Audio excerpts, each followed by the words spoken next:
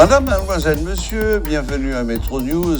Voici les titres qui seront développés aujourd'hui. L'ancien sénateur Yvon Buisseret et son chauffeur ont été assassinés et leur corps calcinés par le gang de Timacac qui opère à La Boule 12. Selon le Premier ministre Ariel Henry, ces assassins ainsi que tous les autres criminels qui sèment le deuil dans le pays seront poursuivis dans leur dernier retranchement. Les opérations de la PNH se multiplient dans le fief de l'ancien chef de gang, collègue tué lors des échanges de tirs avec la police samedi dernier. 2 véhicules ont été confisqués et 4 maisons appartenant à collègues ont été détruites par la PNH. Des ultranationalistes dominicains ont organisé le week-end dernier une marche pacifique pour protester contre la présence des Haïtiens en République voisine. Ils réclament une intervention de la communauté internationale en Haïti.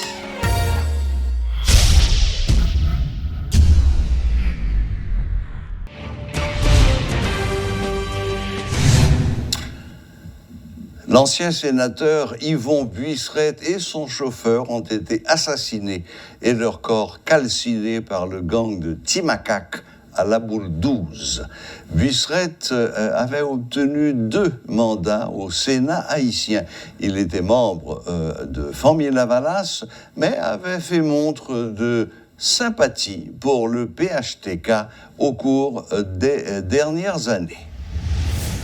Le ministre des Affaires sociales, Pierre Rico-Odney, estime que c'est un crime de trop, l'assassinat du directeur général de l'entreprise publique de promotion de logements sociaux, EPPLS, Yvon Buisseret, au cours du week-end écoulé. Pierre Rico-Odney en a profité pour annoncer que des dispositions sont prévues en vue de permettre aux membres de la population de vaquer librement à leurs activités. Des employés de l'institution n'ont pas caché leur colère après ce meurtre. Suivez ce reportage de Rudolphe Pierre-Louis. La désolation se lit sur les visages des employés de l'EPPLS présents ce lundi. Bon nombre d'entre eux ont répondu à l'appel, mais dans la réalité, l'institution ne fonctionne pas. Dans plusieurs bureaux, l'ambiance qui règne est semblable à celle d'une journée porte ouverte durant laquelle de nombreuses personnalités viennent exprimer leur sympathie aux collaborateurs du directeur général Yvon Buisseret, assassiné au cours du week-end. Une situation qui explique la présence du ministre des Affaires sociales rencontré sur place, Pierre Rico-Odney. Et visite là l'inscrit dans le cadre de sympathie avec la direction générale de l'IPPLS, les cadres et tout personnel là, en tant que ministre des tutelles de l'IPPLS, moi c'est qu'elle était fait le devoir pour aujourd'hui pour nous passer, pour nous venir sympathiser nous avec direction générale adjoint, avec équipe avec Baba qui arrive, directeur général nous, qui c'est M. Yvon Buisseret, ancien sénateur, directeur général en fonction, donc qui victime dans ces circonstances, on peut connaître. C'est un crime de trop, se désole le ministre, accompagné du directeur général adjoint de l'entreprise. Ce dernier n'a pas voulu faire de déclaration. Ce n'est pas le cas de Pierre Rico-Odney qui déplore ce qui s'est passé et tente de rassurer la population. Le gouvernement ne restera pas inactif, garantie donnée par le ministre des Affaires sociales. Bon, nous pensons que c'est des dispositions qui apprend au niveau de l'État parce que c'est une situation que nous tous, simples citoyens, autorités, pensons qui arrive trop loin. Donc nous pensons qu'il y a des dispositions qui peuvent prendre pour permettre que la population retrouve, si vous voulez, donc l'appel et pour la population qui va normalement à l'occupation parce que la situation est trop loin et le Premier ministre avec toute ministre en Conseil des ministres qui a exprimé déjà sur la situation et que il y a des dispositions qui apprennent pour permettre que nous retournions à la normale ou bien pour nous voir des signaux par la population. Si l'on comprend bien les propos émis par le ministre, les autorités étatiques sont conscientes de la situation dans laquelle se trouve le pays. Elles ont bien pris en compte le signal envoyé par les protestataires qui ont gagné les rues ces derniers jours pour protester contre la violence des gangs. Le terme « disposition » revient sur la table à chaque fois que des cas similaires se présentent. Oui, les dispositions qu'elle prend, ce n'est pas disposition qu'elle prend pour un côté par rapport à l'autre côté, c'est des dispositions qu'elle prend sur l'ensemble du territoire. Donc, parmi eux, donc, quand on dit qui normalement il y a n'importe plus qu'un an depuis qu'il est praticable, donc il y a des dispositions qu'elle prend. Donc, pour tout le monde qui a fréquenté toute zone, qui a passé dans toute route, et que pour la paix, tourner. De leur côté, des employés de l'EPPLS n'ont pas caché dans quel état d'esprit ils se trouvent. Certains ne veulent pas faire de déclaration, mais bien d'autres expriment leurs pensées. C'est tristesse, c'est la peur, c'est stress, tout ça. Donc, et plus précisément, nous ne pas venir travailler, mais nous connaissons que M. Yvon Busseret, directeur général du PPLS, c'est un beau cadre lié dans le pays, tout d'abord. Et mort tragique, ça, il affecté nous toutes. Nous déplacer ville là, sur la caille, nous ne pas venir pour travailler aujourd'hui. Seulement nous venons pour nous chiter ensemble, pour nous réfléchir des situations qui passaient, mais nous pas venir travailler. Vous pouvez remarquer là, tout le monde nous chite là, les bureaux vides, nous pas sous travail. Parce que il vraiment pas de bon sens pour nous venir travailler aujourd'hui. Mais nous quittons la caille, nous venons pour nous réfléchir sur ce qui passe. C'est un crime de trop, estiment des employés de l'EPPLS qui n'ont pas caché leur frustration. Du simple citoyen jusqu'aux plus hautes autorités étatiques, présentement, nul n'est à l'abri de l'insécurité et il est clair que si des dispositions étaient prises afin de rendre praticable la route de Martissan, peut-être que le directeur général de l'EPPLS, Yvon Busseret, serait toujours en vie. L'Institut Lassin et Rodolphe Pierre-Louis pour Télémétropole. Les opérations de la PNH s'intensifient dans le fief de l'ancien chef de gang, collègue, tué lors d'échanges de tirs avec la police. Le samedi 6 août, 2 véhicules ont été confisqués et 4 maisons appartenant à collègues ont été détruites par la PNH. Cette opération, menée par plusieurs unités de la PNH, munies d'un engin lourd et accompagnée de militaires des Forces armées d'Haïti FADH, ont détruit ces maisons qui servaient de lieu de séquestration des personnes kidnappées. La PNH a procédé également à la confiscation de 2 véhicules, une Montero Mitsubishi blanche, immatriculée BB 50429 et une Toyota Sequoia, immatriculée AA 22460 de couleur grise. Ces véhicules sont maintenant entreposés au commissariat de la Croix-des-Bouquets. Rappelons que 6 otages, dont un ressortissant français, ont été libérés ce jeudi 4 août lors d'une opération menée à Terre-Blanche, commune de la Croix-des-Bouquets. L'éducatrice Sylvie M. Léger prône un grand élan national pour permettre aux 55 000 enfants privés d'école à la capitale d'aller en classe. Elle a appelé le gouvernement et l'ensemble des éducateurs, tant du secteur public que privé, à agir en faveur de la scolarisation d'un maximum d'élèves. Je suis chagrinée, je suis inquiète de ce qui se passe et surtout de la situation des enfants. Et même, on ne peut pas parler seulement des enfants, on peut parler aussi des étudiants universitaires. Je me suis inquiète des conditions qui sont existantes et qui empêchent à ces enfants de pouvoir apprendre, se cultiver et se préparer pour l'avenir d'Haïti. Parce que l'avenir d'Haïti, l'avenir de tout pays, passe par l'éducation. Nos enfants doivent aller à l'école. Nos enfants doivent aller à l'école, attention, en paix et en tranquillité. Parce que même là, à l'école, là, Wendell, je suis dans la salle de classe là. Moi, je l'ai observé avec mes élèves. Ils sont là sans être là. Pourquoi?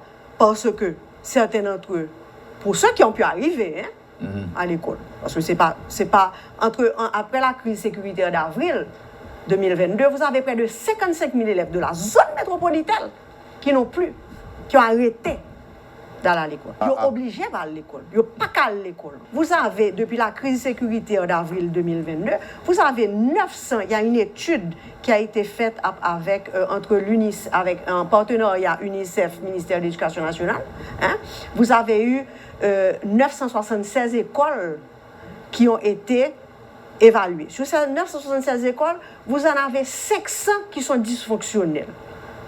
Ça veut dire que il n'y a pas qu'à fonctionner certains jours, professeur pas arrivé, élève pas qu'à arriver, programme là pas qu'à suivre, etc. D'accord? Et parmi ces écoles-là, vous en avez eu plus d'une cinquantaine qui ont fermé leurs portes depuis avril 2022.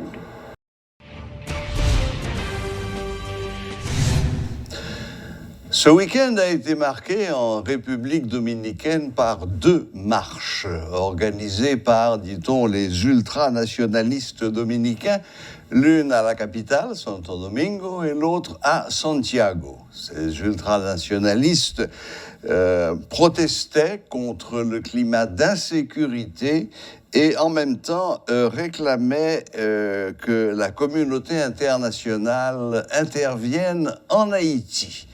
Il semble donc qu'ils aient établi une espèce de rapport entre l'état d'insécurité et la présence des Haïtiens pour faire le point sur cette question délicate. Nous avons avec nous notre correspondant permanent en République dominicaine, Jean-Michel Carrois. Bonsoir Jean-Michel et bienvenue. Merci et bonsoir à tous les amis haïtiens. Alors, finalement, qu'est-ce qui se passe? Les ultranationalistes se réveillent et manifestent certains sentiments anti-haïtiens? Écoutez, ils ne se sont jamais endormis. En réalité, c'est l'aboutissement de plusieurs mois, je dirais peut-être plusieurs années de mobilisation. Mais le résultat a été, je dirais, ils ont accouché d'une souris. Il y avait finalement beaucoup moins de monde que ce qu'ils espéraient à la marche de Saint-Domingue, qui a eu lieu dans la zone coloniale. Il y avait environ 500 personnes, alors qu'ils espéraient le soutien de plusieurs milliers de personnes. Alors cette marche avait été convoquée par l'Institut de Duarte, donc le père fondateur de la République dominicaine, avec des accents nationalistes, comme vous le disiez. La convocation officielle, donc, c'était sur le thème il faut que la communauté internationale prenne en charge Haïti. Haïti ne peut pas être une charge pour la République dominicaine. C'est donc à la communauté internationale. C'était un appel, en quelque sorte, à la communauté internationale pour aider à régler les problèmes, notamment sécuritaires en Haïti.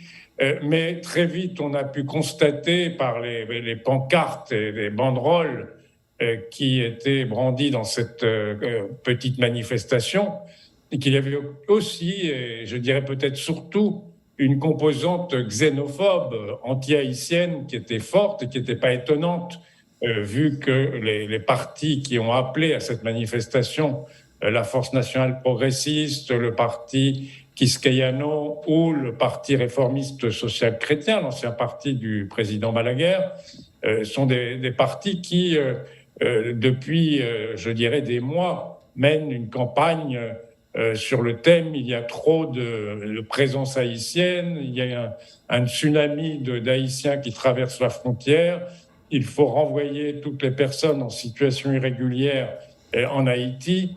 Donc tout ce discours imprégnait en quelque sorte la manifestation de samedi. Quant à celle de Santiago, je peux vous dire que personne n'en a entendu parler.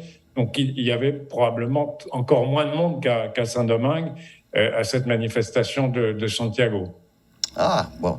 Il semblait pourtant, d'après ce que nous avons appris de notre côté, que que celle de Santiago était plus importante. Mais bon, vous êtes certainement mieux placé que nous pour le savoir. Je peux vous dire qu'aucun média à Saint-Domingue n'y a fait référence, alors que plusieurs journaux ont beaucoup couvert, et je dirais avant même la manifestation, ont appelé à manifester. Des journaux importants comme le Listín Diario avaient fait beaucoup de place à cette convocation. Et je vous dis, le résultat a été très maigre, en tout cas à Saint-Domingue. Qu'est-ce qu'on peut en conclure ?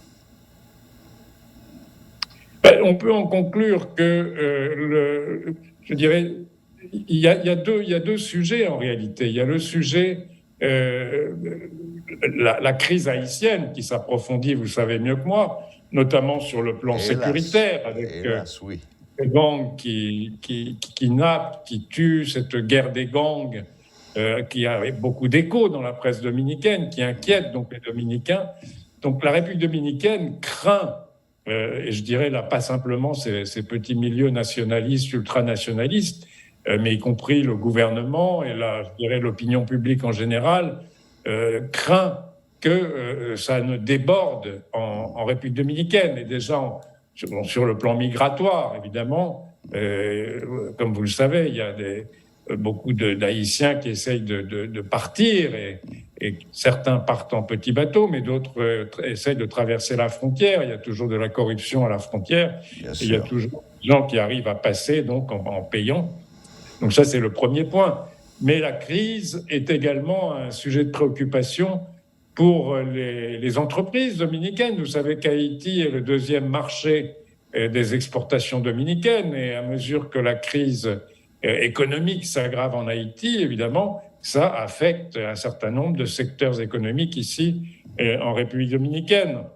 Et puis, évidemment, la crainte que des membres de gangs, que des gangs traversent la frontière et viennent causer des troubles en République dominicaine. Donc, il y a périodiquement des annonces des autorités quant au renforcement de la frontière, un déploiement important de militaires et de moyens pour contrôler la frontière, mais ce qui n'empêche pas les incidents, comme on l'a vu il y a 3 ou 4 jours à Pedernales, où, comme vous le savez, un Haïtien a été tué par un agent des douanes dominicains. Donc les incidents sont toujours possibles, et la crainte des Dominicains, c'est, comme je vous le disais, que l'approfondissement, l'aggravation de la crise haïtienne n'ait des conséquences néfastes, y compris en termes de sécurité sur le sol dominicain. Très bien, très bien. Maintenant, deux choses très rapidement. C'est vrai que les Dominicains se sont toujours plaints de cette présence illégale d'Haïtiens de plus en plus nombreux sur leur territoire. Mais est-ce que dans le même temps, l'économie dominicaine ne bénéficie-t-elle pas de cette main-d'œuvre bon marché et apparemment efficace ? Je pense au secteur du tourisme, du bâtiment, de l'agriculture même.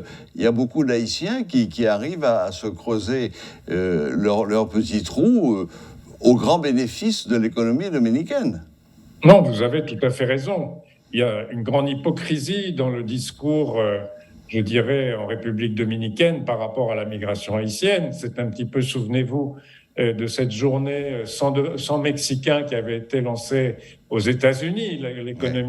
L'économie américaine des États-Unis ne fonctionnerait pas sans les 11 millions de migrants mexicains. C'est un peu pareil ici. Moi, je dis souvent dans les programmes de télévision auxquels je suis invité en République dominicaine, je dis souvent aux gens qui m'interrogent justement sur un ton nationaliste en disant il faut faire partir tous les illégaux, je leur dis oui, mais est-ce que vous êtes prêts à payer les gardiens d'immeubles? Tous les gardiens d'immeubles à Saint-Domingue maintenant sont haïtiens. Est-ce que vous êtes prêts à payer 30 ou 40% plus cher le mètre carré de construction si on remplaçait tous les travailleurs haïtiens par des travailleurs dominicains? Est-ce que l'agriculture ne pourrait pas survivre en République dominicaine si les travailleurs qui sont dans les rizières, qui sont dans les plantations de bananes, qui sont dans le café, qui sont évidemment dans l'industrie sucrière, étaient renvoyés en Haïti. Tout le monde le sait, mais il y a une grande hypocrisie. Il y a une loi, comme vous le savez sans doute, qui exige que 80% des employés soient de nationalité dominicaine, mais cette loi n'est pas respectée dans certains secteurs, comme vous le disiez, notamment la construction. Le tourisme est un secteur un peu différent, mais le tourisme, c'est aussi beaucoup de construction, car il se construit tous les mois de nouveaux hôtels, et quand vous allez sur ces chantiers, vous constatez que 90% des ouvriers sont haïtiens, et beaucoup n'ont pas leur papier. Et après ça, un certain nombre d'entre eux restent parce qu'ils maîtrisent plusieurs langues. Ils sont employés dans les hôtels une fois qu'ils sont ouverts. Très bien, très bien. C'est une confirmation, en effet. Est-ce que le peu d'intérêt marqué pour ces marches, aussi bien à la capitale qu'à Santiago, est l'indication que le gouvernement dominicain, et le président Abinader peut-être en particulier, a une vision différente de la situation? Oui, absolument. D'ailleurs, un des ministres importants du gouvernement, Pavel Issa, le ministre de l'économie, l'a exposé très clairement dans plusieurs tweets. Vous pouvez retrouver ça sur Twitter, Pavel Issa, où il dit très clairement que certes, il y a un vrai problème en raison de l'aggravation de la crise haïtienne, un problème que la communauté internationale devrait regarder de plus près. Ça, c'est le discours officiel du gouvernement dominicain. Le président Luis Abinader, qui était en Colombie hier pour l'inauguration du nouveau président Gustavo Petro, l'a redit à Petro en lui disant il faut vraiment essayer de mobiliser la communauté internationale. La situation en Haïti devient vraiment extrêmement grave. Mais d'un autre côté, Pavel Issa, dans cette tweet, dit on ne peut pas professer un discours de haine, un discours xénophobe. En gros, il dit ça, il dit on ne peut pas tirer argument de l'aggravation de cette crise pour faire ce qu'ont fait un certain nombre de mouvements ultranationalistes, racistes également, il faut bien le dire, contre les migrants haïtiens qui sont en République dominicaine. Eh bien, Jean-Michel Carrois, encore une fois, merci pour cet éclairage parfaitement informé et clair de la situation. On va suivre cela de près, bien évidemment, et le cas échéant, nous ferons encore appel à vos lumières. Merci infiniment, bonne fin de journée. Merci, vous de même, et salutations à tous les amis haïtiens.